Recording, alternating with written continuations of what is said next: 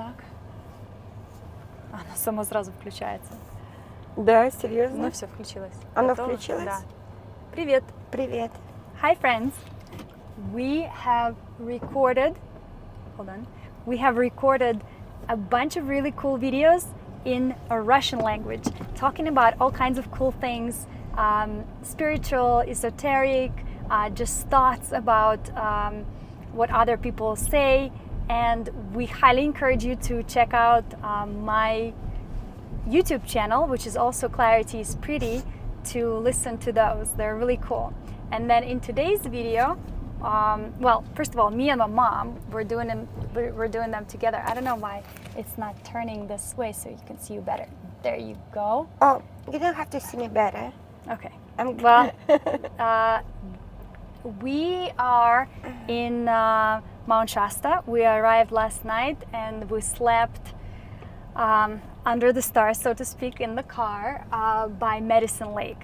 There was nobody there. It was just amazing. Absolutely magical.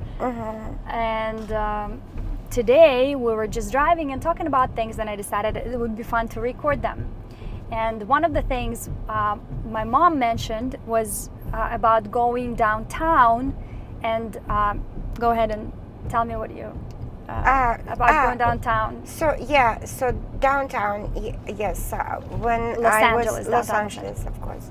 Yes. So I was charging the Tesla I was driving for some time, and so the charging station was on the 5th floor of the brand new renovated building, amazing, like 13 or 10 floors building, garages, only parkings, with the park on the top, and then renovated warehouses, industrial warehouses renovated into some offices and little restaurants and living quarters.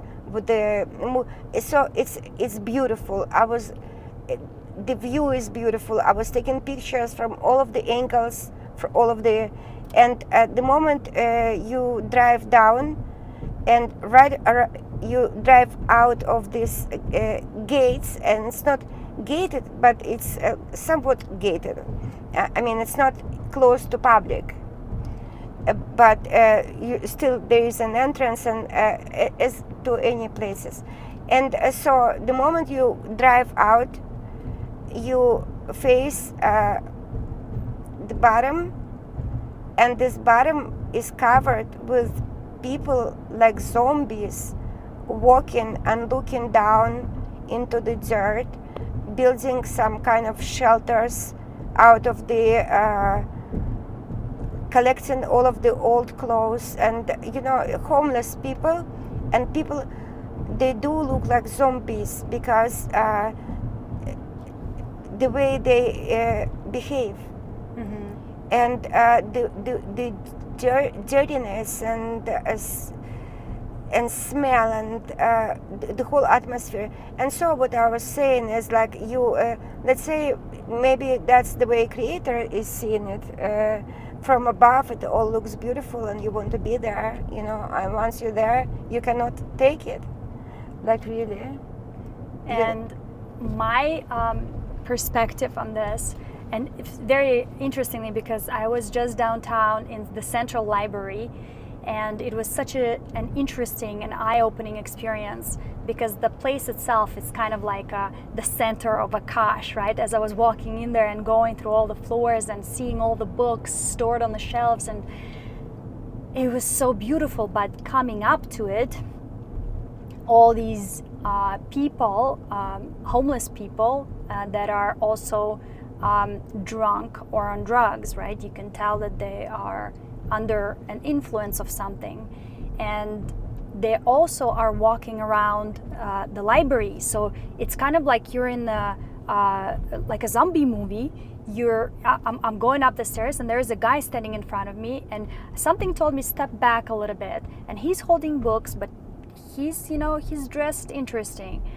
So I stepped back a little bit, and he's going up the escalator, and all of a sudden he just turns around and throws all the books that he took. So I like goes up, like the zombies, even the way he moves. And like if if his body possessed with something else, some other energies? Well,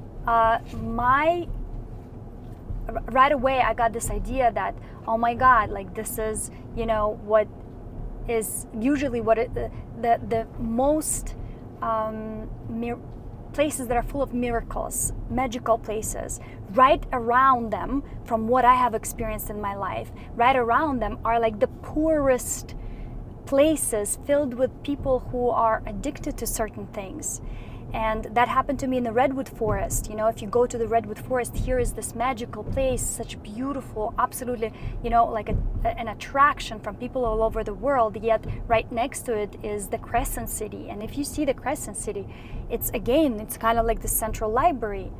But my point was not that. My point was that, next to something wonderful and magical, you always have this very large contrast. And that's what I've noticed. I don't know how to explain that, but with the cities themselves, all of a sudden I had this revelation that because everything that's inside of us is what we see outside. So what can it possibly represent, me looking at this stone city, at all of this cement, at all of these structures, and all of a sudden I saw that this is the matrix. This is something that we've implemented on top of the natural world, on top of something that was organic, and we've built on top of the trees, on top of the marshes, on top of the fields and meadows and rivers. We put dams into the rivers to control where they go. So that is the physical manifestation of the matrix, these big cities with these things, with these structures. They represent structures that were implemented on us, or we implemented on ourselves on emotional level, on spiritual level, on mental level. And here in the physical, we see them like this. And also, I see that as a calcification of our glands. Let's say that, when our natural gland, amygdala, started calcifying, we started growing these cities, we started putting these roads, that interfere with the natural flow of life, right? So now we have this system implemented on top of another system that you have to control in a not natural way to sustain it, right? Because otherwise it falls apart. With nature, it's kind of like it regrows itself, right? It's a natural cycle. Things go dormant. With that, it's constant upkeep.